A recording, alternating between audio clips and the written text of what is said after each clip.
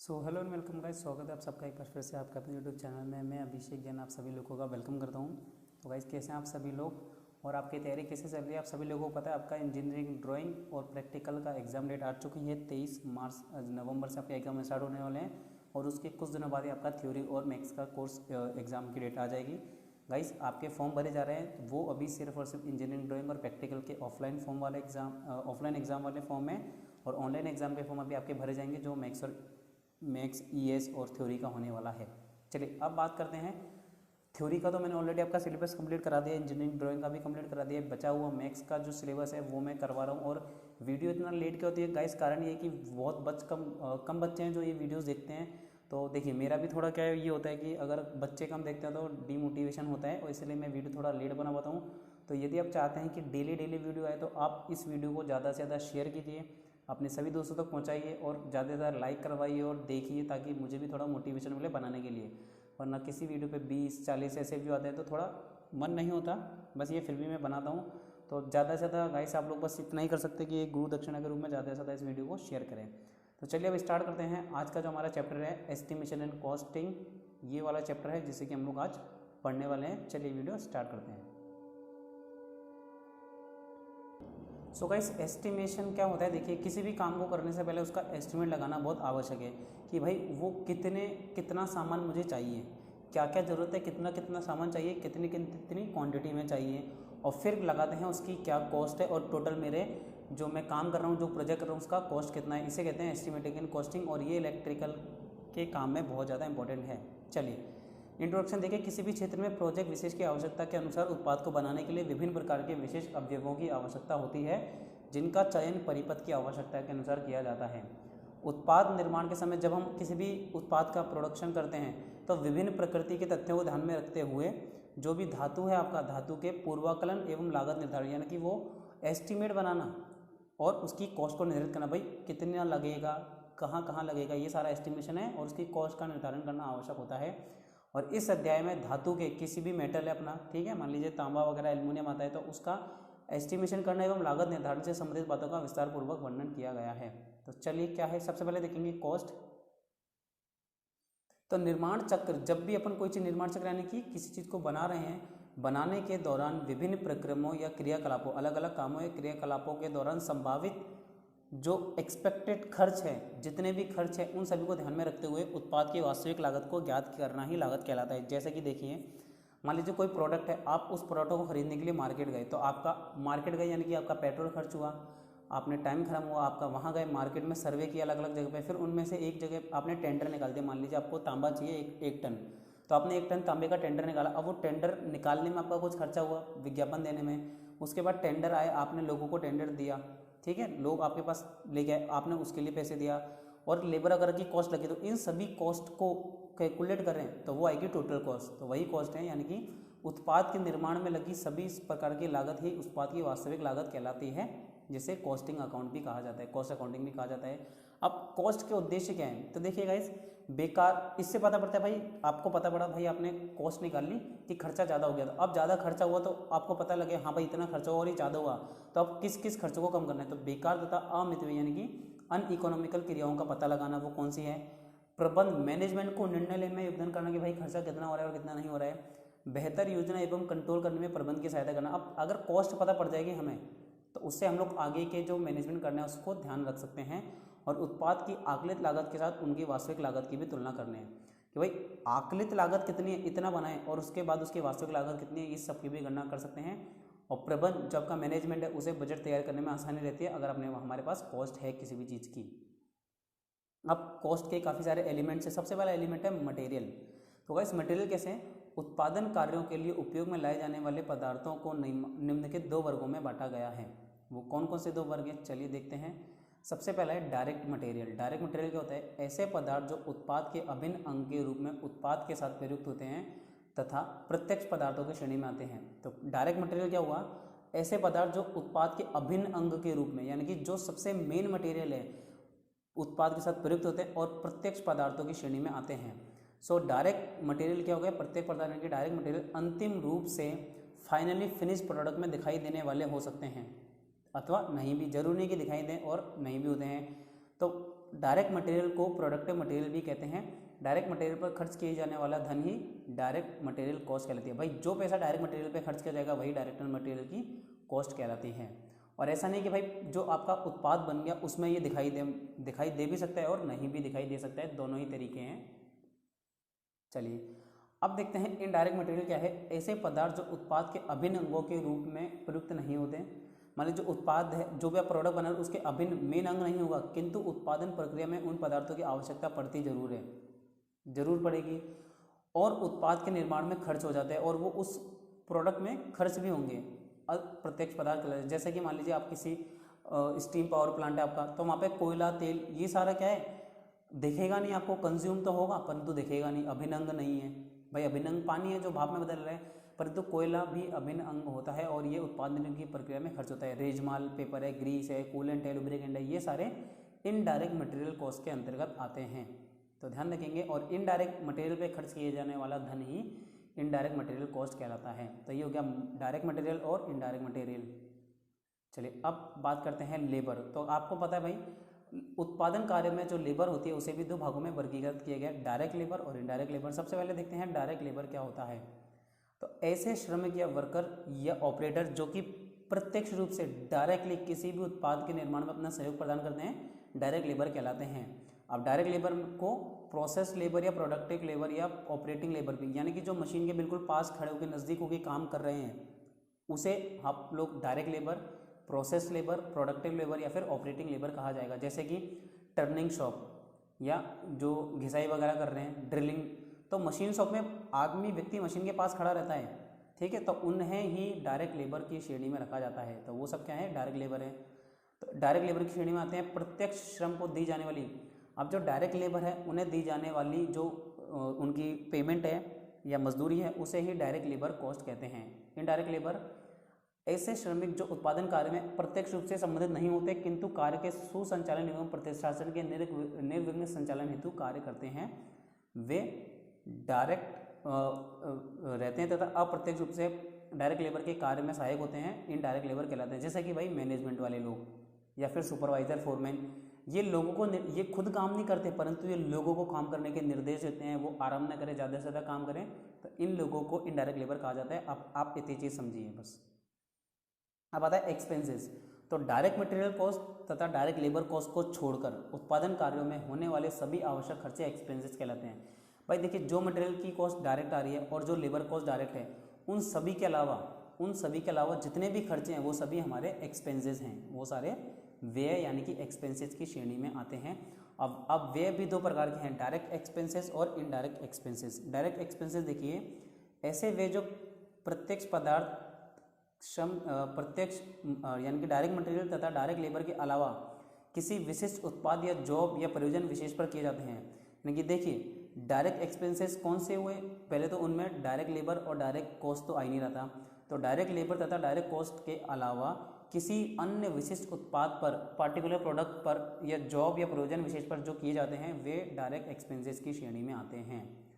Indirect expenses क्या है, ऐसे सभी व्यय जो डायरेक्ट मटेरियल कॉस्ट तथा डायरेक्ट लेबर कॉस्ट तथा डायरेक्ट एक्सपेंसेस के अलावा होते हैं, ठीक है। यानी कि अब डायरेक्ट लेबर कॉस्ट हटा दी, मटेरियल कॉस्ट हटा दी और डायरेक्ट एक्सपेंसेस भी हटाओगे, उसके बाद जो सारा बचा वो इनडायरेक्ट एक्सपेंसेस की श्रेणी में आता है। अब चलिए बात करते हैं एस्टिमेशन की कि किस प्रकार से आपका एस्टिमेशन करेंगे। तो किसी भी योजना के विषय में विचार करते समय उसमें प्रयुक्त होने वाले कि उसमें कितने सामान लगेंगे, कितनी लेबर मैन पावर लगेगी, कितने मशीन है एवं उसकी लागत का ध्यान रखा जाना आवश्यक है। इन सभी तथ्यों को ध्यान में रखकर विभिन्न प्रकार की योजनाओं को मूर्त यानी कि पूरा करना तथा सभी योजनाओं का पूर्वांकलन यानी कि एस्टिमेशन करने के पश्चात उपरोक्त योजना, मान ली भाई अलग अलग पूर्वांकलन किए मैंने और अलग अलग उसकी योजना आई, तो उनमें से बेस्ट योजना का चुनाव करना ही एस्टिमेशन। मान लीजिए कोई प्रोडक्ट कोई 400 का दे रहा है, कोई 300 का दे रहा है, कोई 200 का दे रहा है। अब 200, 300, 400 में से जो प्रोडक्ट सस्ता और सस्ता होगा, मान लीजिए 300 का प्रोडक्ट अच्छा भी है और सस्ता भी है, परंतु 200 वाला प्रोडक्ट सस्ता है लेकिन अच्छा नहीं है और 400 वाला महंगा है अच्छा भी है। तो हमें देखना है भाई कौन सा खरीदना है, तो 300 वाला अच्छा और सस्ता दोनों है तो मैं 300 वाला खरीदूंगा। तो यही है एस्टिमेशन का फायदा। इसमें योजना के सभी एस्पेक्ट के विषय में विचार पहले से ही विचार कर लिया जाता है और तथा उससे होने वाले लाभ एवं हानि के संदर्भ में भी पूर्व में विचार कर लिया जाता है। पहले भाई लाभ होगा हानि होगा ये सब का विचार करना ही एस्टिमेशन कहलाता है। इसी दौरान संपूर्ण प्रक्रिया में उत्पन्न होने वाले दोषों के निवारण के लिए भी सुझाव दिए जाते हैं कि भाई ये उत्पन्न हो सकता है, ये गलती हो सकती है, तो उन सभी गलतियों को निवारण करना भी आवश्यक है। अतः पूर्वाकलन से तात्पर्य किसी धातु आयोजना के सभी पक्षों के विषय में पहले से ही अनुमान लगाने से है तथा पूर्वाकलन के पश्चात ही योजना पर कार्य करना आरंभ किया जाता है। तो एस्टिमेशन होने के बाद ही हम लोग तय करेंगे कि आगे कार्य करना है या नहीं करना है। तो बहुत ज़्यादा इंपॉर्टेंट है एस्टिमेशन। अब बात करते हैं ऑब्जेक्टिव ऑफ एस्टिमेशन। तो देखिए इसके क्या उद्देश्य हो सकते हैं। स्थापित होने वाली परियोजनाओं की सफलता को सूचित करना कि कौन कौन सी अपन जो परियोजना लगा रहे हैं वो सफलता होगी नहीं होगी उसको सूचित करना। निर्माण किए जाने वाले उत्पाद की विक्रेता को निर्धारित करना कि भाई कहाँ कहाँ भेजी जानी है, कहाँ कहाँ विक्रय हो सकती है। उत्पाद जो भी अपन कर रहे हैं उसकी अनुकूल लागत ज्ञात करना कि भाई कॉस्ट इफेक्टिव कॉस्ट कितनी हो सकती है। सभी संभव एकांतरी यानी कि सिंगल डिजाइनों में से सबसे बेस्ट डिजाइन को चुनना जो सस्ती भी हो और अच्छी भी हो। निविदा यानी कि टेंडर को भरने तथा कार्य आदेशों को प्राप्त करने में मैनेजमेंट की सहायता करना।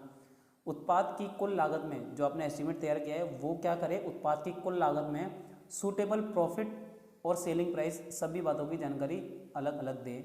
उत्पाद का कैटलॉग मूल्य या बाजार ज्ञात कीजिए। सबसे पहले आप मार्केट में जाके एक दुकान पे जाइए, अलग अलग 4-5 दुकानों पे, उनको बोले भाई मुझे ये सामान चाहिए, आप अपना कैटलॉग दिखाओ। कैटलॉग होता है जो बाजार की कीमत होती है, हर दुकानदार के पास होता है, भाई हम अपना माल इतने में बेचते हैं, तो वो कैटलॉग लाइए। और बाजार मूल्य ज्ञात करने हेतु उत्पाद के विक्रय मूल्य में वितरक को दी जाने वाली उपयुक्त छूट को भी जोड़िए और बताइए।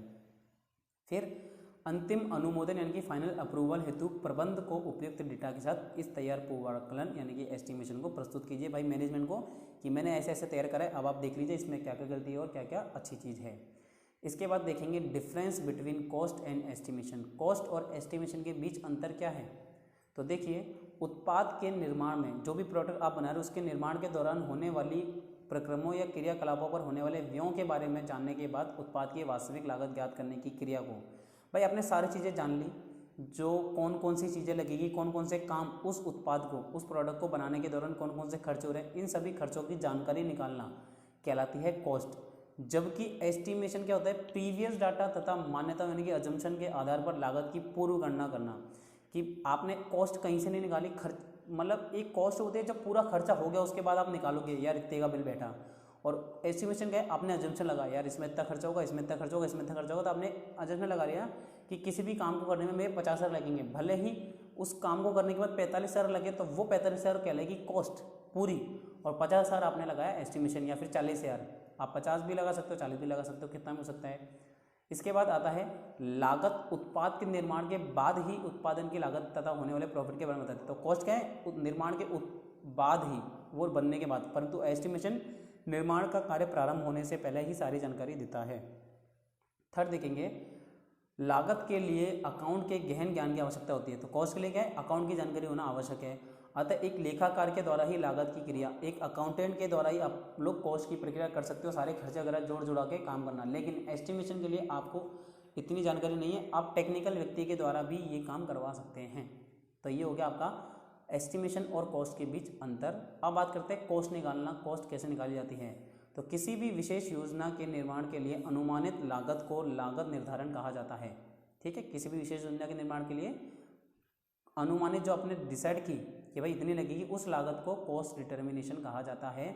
इसमें योजना विशेष के लिए लगने वाली लागत को पूर्वानुमान एवं पूर्वाकलन के आधार पर निर्धारित किया जाता है। लागत निर्धारण मैनेजमेंट कार्यों के लिए एक उपयोगी औजार है। भाई कॉस्ट कितनी होगी, कॉस्ट डिटर्मिनेशन करना एक मैनेजमेंट के लिए बहुत उपयोगी औजार है, क्योंकि उनसे उनको आगे के सभी काम करने में आसानी रहती है। सभी योजनाएं एक विशेष विचार के आधार पर आरंभ की जाती है। चलिए अभी थोड़ा सा चैप्टर बाकी है, की जाती है और आवश्यकता के पूर्ण हो जाने पर समाप्त हो जाती है। यह एक नियंत्रित प्रणाली के समान भी कार्य करता है। तो ये जो आपका पूरा सिस्टम है कॉस्ट डिटर्मिनेशन का, मूल्य निर्धारण का, ये एक कंट्रोल प्रणाली के रूप में कार्य करता है। तो ये आप समझ गए इस चीज़ से। चलिए बाकी का इतना बोले नहीं है। अब बात करते हैं एसेंशियल फैक्ट, यानी कि लागत निर्धारण के लिए योजना के संबंध में निम्नलिखित तथ्यों की जानकारी आवश्यक होनी चाहिए। तो वो कौन से तथ्य हैं, देखिए सबसे पहले तो नियोजित प्लांट का स्थान, वो प्लांट जो आप लगा रहे हो जहाँ पे निर्माण करना है उत्पाद का, वो कहाँ पर है और उसके स्रोत जो फ्यूल आना है या कुछ भी आना है वो कहाँ से है। योजना निर्माण के लिए प्रयुक्त की जाने वाली प्रक्रिया की कार्यविधि, आप उस जो योजना को बना रहे हो तो उसके निर्माण में प्रयुक्त की जाने वाली कार्यविधि क्या है। योजना में प्रयुक्त किए जाने वाले पदार्थों की जो भी मटेरियल लगेगा उसकी पूरा डेटा आपके पास होना चाहिए, इतना सामान इतनी इतनी क्वांटिटी में लगेगा। प्रयोग में आने वाले अन्य सामानों का विवरण जैसे कि बिजली, पानी, जनरेटर इत्यादि की व्यवस्था कहाँ से करनी है वो सारी जानकारी होनी चाहिए। योजना निर्माण के लिए प्रयुक्त की जाने वाली इमारत का पूरा विवरण होना चाहिए, किस इमारत में कहाँ क्या बनेगा, कैसे बनेगा। और योजना निर्माण के लिए प्रयुक्त की जाने वाली मानव शक्ति यानी कि लेबर का भी संपूर्ण विवरण होना चाहिए। अब देखिए कि उपरोक्त तथ्यों के साथ साथ कारीगरों के कार्य करने की घंटों का विवरण लागत निर्धारण करने के लिए आवश्यक है। भाई ये लेबर इतने घंटे काम करेगी तो इसे इतने पैसे देंगे और इतने घंटे करेगी तो इतने पैसे दिए जाएंगे।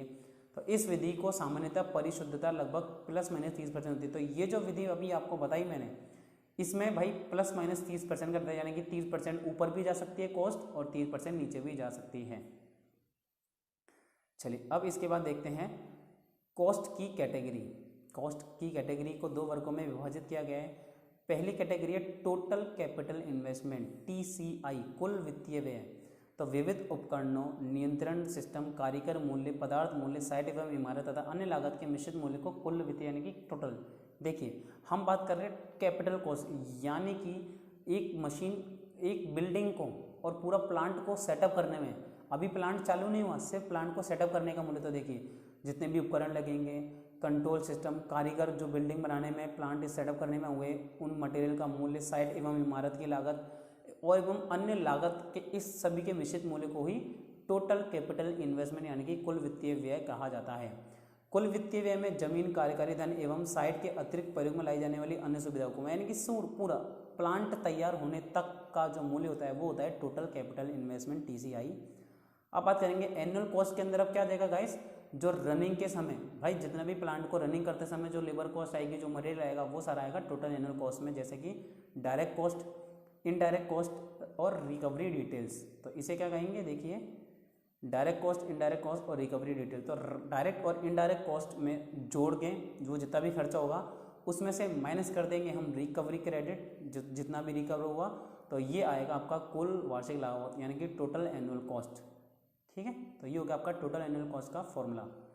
अब देखते हैं, तो यह सभी प्रकार की लागत एक वर्ष पर, ये जो जितनी भी लागत दिखाई गई ये एक वर्ष के रूप में निकाली जाती है। तो इसमें मौसमी परिवर्तन के आधार पर पड़ने वाले उत्पादन पर प्रभाव भी सम्मिलित होते हैं। और कुल लागत, जो कुल वार्षिक लागत है, उसके विषय में निम्न चित्र से आसानी से समझ सकते हैं। देखिए आपकी जो कुल वार्षिक लागत थी इसे डायरेक्ट कॉस्ट, इनडायरेक्ट कॉस्ट और रिकवरी कॉस्ट में बांट दिया।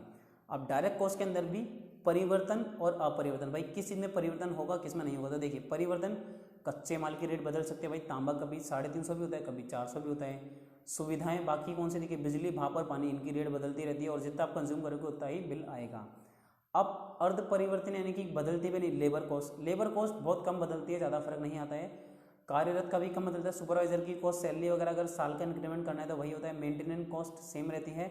और अवयवों को बदलना, भाई अगर बदलना पड़ गया तो उसकी तो क्या कह सकते हैं, तो ये अर्ध परिवर्तनीय, बदलना भी पड़ सकता है नहीं भी। अब इनडायरेक्ट कॉस्ट देखिए, ओवरहेड लाइन की, प्रॉपर्टी टैक्स, इंश्योरेंस, आधिकारिक चार्ज, ये सारे आते हैं इनडायरेक्ट टैक्स के अंदर। तो यहाँ नहीं लगाएं तो भी काम चल जाएगा, परंतु देना तो जरूरी है ही।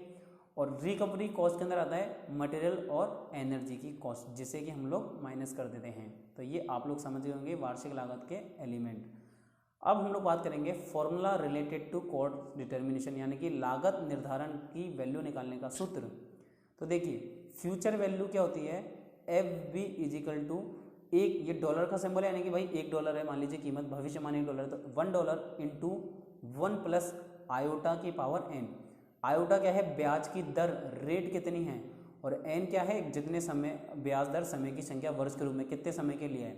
मान लीजिए $1 है, इंटू करेंगे इसे 1 प्लस आई ब्याज है, भाई ब्याज की दर कितनी है, मान लीजिए 5%, तो 5 इसमें 1 जुड़ेगा और पावर मान लीजिए 3 साल के लिए तो 3, तो 1 + 5 6 इंटू 1 और 6 की पावर 3 करेंगे तो कितना हो जाएगा, 216 समथिंग हो गया। तो 216 आपका क्या आ जाएगा, फ्यूचर वैल्यू। प्रेजेंट वैल्यू किस तरह से निकालेंगे गाइस, प्रेजेंट वैल्यू होगा $1 अपॉन 1 प्लस आयोटा की पावर n। जिस तरह से फ्यूचर वैल्यू में मल्टीप्लाई करा था $1 से, परंतु प्रेजेंट वैल्यू के अंदर $1 में से डिवाइड करेंगे। और इंटरेस्ट रेट की बात करें अगर आई, तो आई कैसे निकालेंगे आप, भाई वास्तविक रेट प्लस एक्सपेक्टेड रेट, वास्तविक रेट प्लस एक्सपेक्टेड रेट से हम लोग आई की वैल्यू को आई की वैल्यू को निकाल सकते हैं इंटरेस्ट रेट को। अब बात करते हैं प्राइस इंडेक्स। तो दिए गए वर्ष में मूल्य और बेस, मान लीजिए मैंने कोई वर्ष माना बेस 2010 में क्या मूल्य था वो मान लीजिए यहाँ 500 था और 2020 में 250 हो गया, तो इससे डिवाइड करेंगे तो मान लीजिए 1/2 आपका आंसर आता है। ये हो गया आपका प्राइस इंडेक्स। चलिए अब बात करते हैं मटेरियल कॉस्ट। तो देखिए पदार्थों की लागत उत्पाद की ड्राइंग तथा नमूने के आधार पर ज्ञात की जाती है। मटेरियल की कॉस्ट कि भाई उत्पाद की ड्राइंग बनाई कि पहले इतना इतना लगेगा इतनी जगह पे, और नमूना लिया कि भाई कितने साइज़ का क्या लगेगा, नमूने के आधार पर ज्ञात की जाती है। इन ड्राइंग के द्वारा उत्पाद की परिशुद्ध विमाएँ ही प्रदर्शित की जाती हैं और उस ड्राइंग में एस्टिमेटर द्वारा विभिन्न प्रकार की छूट को जोड़ा जाता है जिससे परिशुद्ध उत्पाद दी गई ड्राइंग के अनुसार बनाया जा सके कि भाई किस तरह से आपको बनाना है।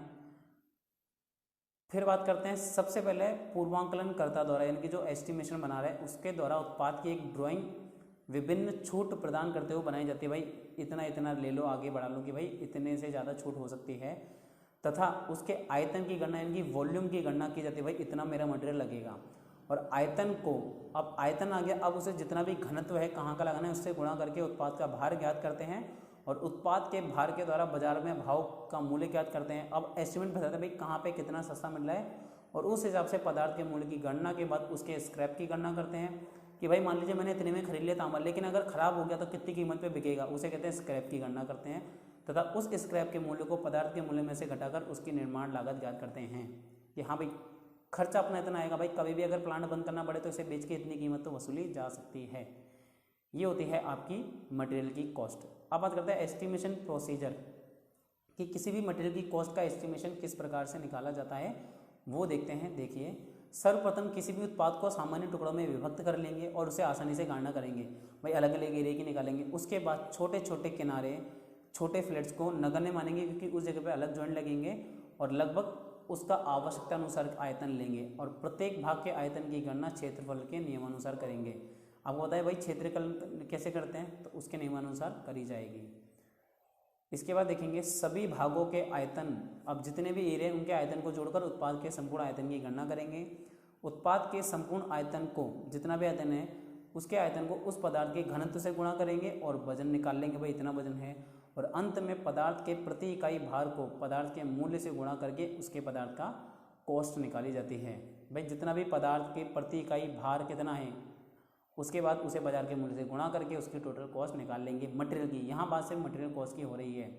अलग अलग मटेरियल का घनत्व देखेंगे। ढलवे लोहे का घनत्व 7.2, एल्यूमिनियम का 2.685, पीतल का 8.081, तांबे का 8.9, कांसे का 8.496, टीन का 7.420, मृदु इस्पात का 7.87 और टी का वुड का 0.657 से 0.882 तक। ये हो गया आपका घनत्व अलग अलग मटेरियल का क्या होता है, पूछा जा सकता है एग्जाम में। अब बात करेंगे calculation of cost for machinery and metal forming process, यानी कि मशीनन तथा धातु प्रणुपन प्रक्रमों हेतु लागत की गणना करना। तो किसी भी उत्पाद की मूल्य या लागत के विभिन्न अवयवों की गणना के लिए निम्नलिखित सूत्रों को ध्यान में रखा जाता है। कौन से हैं, देखिए प्राइमरी कॉस्ट। तो प्राइमरी कॉस्ट क्या होती है गाइस, प्राथमिक लागत, direct material cost plus direct labour cost plus direct expenses. हमने पढ़ा था जो इनडायरेक्ट एक्सपेंसेस क्या थे, direct material cost, direct labour cost और डायरेक्ट एक्सपेंसेस। ये होती है आपकी प्राइमरी कॉस्ट। फैक्ट्री की कॉस्ट क्या होती है, प्राइमरी कॉस्ट प्लस फैक्ट्री का उपपरिव्यय। ठीक है, फैक्ट्री का उपपरिव्यय होती है फैक्ट्री कॉस्ट। ये सारे फॉर्मूले ध्यान रखने अपने को। प्रोडक्शन कॉस्ट, तो भाई जितनी भी फैक्ट्री की लागत है और जो प्रशासनिक व्यय उपपरिव्यय जितना भी है वो होगी आपकी total production cost. Total cost क्या होगी आपकी, कार्यालय की लागत तथा विक्रय प्लस विपणन का उपपरिव्यय, ये होगी आपकी टोटल कॉस्ट। अब देखते हैं सेलिंग प्राइस और सेलिंग कॉस्ट। तो विक्रय मूल्य या विक्रय लागत क्या होगी, टोटल लागत और उसमें कितना लाभ हुआ है, ये होगा आपका विक्रय मूल्य। मार्केट प्राइस देखें, विक्रय मूल्य प्लस वितरक को दिया जाने वाला कमीशन, ये होता है आपका मार्केट प्राइस। चलिए, तो ये थी गाइस आपके आज के क्वेश्चंस। अब देखिए जो चैप्टर खत्म हो गया, कुछ क्वेश्चन देखते हैं। यदि किसी योजना की प्रत्येक डायरेक्ट कॉस्ट 10,000 है तथा इनडायरेक्ट कॉस्ट 5,000 है तथा रिकवरी रेट 2,570 है, तो होने वाले कुल वार्षिक लागत, तो टोटल एनुअल कॉस्ट TAC का फॉर्मूला क्या बताया था, direct cost plus indirect cost minus recovery cost. तो ये फॉर्मूला लिखा, तीनों वैल्यू रखी और आंसर आ गया। देखिए कितना ईजी था। इसके बाद कहता है कि यदि किसी योजना के लिए ब्याज की दर 5% है, यानी कि आई का मान आपको दे दिया 10%, और वर्षों की संख्या 10 है, यानी कि एन का मान भी 10 दे दिया, तो उसके संभावित भविष्य फ्यूचर वैल्यू, तो $1 इंटू 1 प्लस आयोटा की पावर n। तो ये 5% 10, तो 1 प्लस 5 6 हो गया, 6 की पावर 10 करना है और 1 से गुणा कर देना है। तो देखिए यही आंसर आपका आ जाएगा। तो ये हो गई फ्यूचर वैल्यू। फिर बोलता है मूल्य इंडेक्स। तो क्या बताया था, दिए हुए वर्ष में मूल्य बटे आधार में मूल्य, बेस वर्ष का मूल्य। तो बेस वर्ष क्या था, देखिए बेस वर्ष का मूल्य 5000 और एक 10 लाख ऊपर है, इसको काट देंगे तो आपका 200 आंसर आ गया। तो देखिए कितने इजी क्वेश्चन है, ये सभी आप कर लेंगे। आई होप, मुझे पता है आप लोग कर ही लेंगे। आप देखते हैं ऑब्जेक्टिव क्वेश्चन। तो चलिए सबसे पहला क्वेश्चन है कि मैनेजमेंट कार्यों के लिए लागत निर्धारण एक उपयोगी डैश है। क्या उपयोगी है, औजार है, ताकि वो आगे की कार्य कर सकें। तो इसमें आएगा correct answer A. Question number 2 देखेंगे, लागत निर्धारण के लिए योजना के संबंध में उपयुक्त तथ्यों की जानकारी अवश्य होनी चाहिए। इस कथन में किन तथ्यों से अभिप्राय है। तो गाइस इस कथन में तीनों ही तथ्यों से अभिप्राय है, तो उपयुक्त सभी करेक्ट आंसर होगा, पढ़ लीजिएगा आप। क्वेश्चन नंबर 3 देखेंगे, लागत निर्धारण विधि की सामान्य परिशुद्धता। तो अभी हमने 3rd पेज में पढ़ा था, परिशुद्धता गाइस ±30% होती है। तो क्वेश्चन नंबर 3 का करेक्ट आंसर होगा सी। क्वेश्चन नंबर 4 देखेंगे, कुल वार्षिक लागत, जो टोटल एनुअल कॉस्ट में सम्मिलित अवयव कौन कौन सा है। तो अभी अभी न्यूमेरिकल करा था, उसमें आया था। तो क्वेश्चन नंबर 1 इसमें जो देखिए अवयव है, तो रिकवरी कॉस्ट, ठीक है, प्रत्यक्ष लागत और अप्रत्यक्ष लागत तथा रिकवरी कॉस्ट। और इसके अलावा आपका क्या था गाइस, ये सभी, सॉरी ये तीनों ही थे। तो आपका करेक्ट आंसर होना चाहिए डी। 4th का करेक्ट आंसर होगा डी आपका, सॉरी डी टिक कर लीजिए। क्वेश्चन नंबर 5 और 6 देखेंगे। 5 देखिए, लागत को 2 भागों में विभाजित किया जाता है, कुल वित्तीय व्यय, ठीक है, पहले हमने क्या निकाला था, कुल वित्तीय व्यय, और उसके बाद निकाला था कुल वार्षिक लागत। तो 5 का बी हो गया। 6ठा देखेंगे, लागत निर्धारण से संबंधित पद कौन सा है। तो गाइस हम लागत निर्धारित करते हैं, उससे संबंधित पद ब्याज दर, भविष्यमान और वर्तमान मान, ये तीनों ही इससे संबंधित है। क्वेश्चन नंबर 7, यदि किसी योजना के दिए हुए वर्ष में मूल्य 5 लाख है तथा आधार वर्ष में मूल्य 5000 है, तो मूल्य इंडेक्स बताइए। तो भाई दिए हुए वर्ष में 5 लाख है, तो 1 2 3 4 5 6 है ना, सॉरी 5 ही आएगा, इसे मिटा देते हैं, और बटे 5000, तो 5000 कर दिया, ये बेस मूल्य बता दिया। 3 0 से 3 0 गए, आपका आंसर आएगा 5000, यानी कि 7 का करेक्ट आंसर हो गया आपका, सॉरी 3 0 से 3 0 गए, 5 से 1 100, तो आपका करेक्ट आंसर आ जाएगा गाइस 1000, सी आंसर आ जाएगा आपका। 7वें का करेक्ट आंसर आएगा, 2 0 बचे ना, तो 100 आंसर आ जाएगा ए, करेक्ट आंसर हो जाएगा आपका ए। क्वेश्चन नंबर 8 देखेंगे, कुल वार्षिक लागत का संबंध किससे नहीं है। तो वेस्ट लागत नहीं आती, तो करेक्ट आंसर हो जाएगा 8th का बी। क्वेश्चन नंबर 9 देखेंगे, लागत वर्ग कितने होते हैं।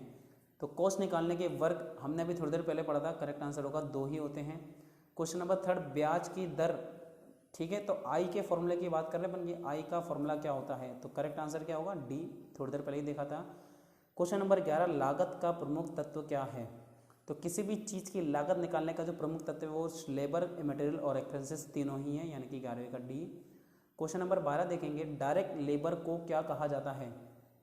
तो नाम बताए थे मैंने, ये दोनों ही नाम है, यानी कि 12वें का सी करेक्ट आंसर है। क्वेश्चन नंबर 13, इनडायरेक्ट मटेरियल कौन सा नहीं है। इनडायरेक्ट मटेरियल की बात कर रहे हैं और वो कह रहे हैं कि कौन सा नहीं है। तो गाइस देखिए, इनडायरेक्ट मटेरियल के अंदर क्वेश्चन नंबर 13 करेक्ट आंसर होगा डी, कॉफ़ी एक इनडायरेक्ट मटेरियल नहीं है, ये एक डायरेक्ट मटेरियल है। क्वेश्चन नंबर 14 देखेंगे, टीका वुड का घनत्व कितना होता है। तो थोड़ी देर पहले देखा था 0.657 0.882 ग्राम प्रति घन सेंटीमीटर, करेक्ट आंसर होगा 14 का डी। क्वेश्चन नंबर 15, वह व्यक्ति या कार्मिक जो किसी उत्पाद के निर्माण से पहले उसके बनाने की आवश्यकताओं को निर्धारित करता है, वो कौन है। तो वो है पूर्वांकलन करता, यानी कि एस्टिमेशन करता।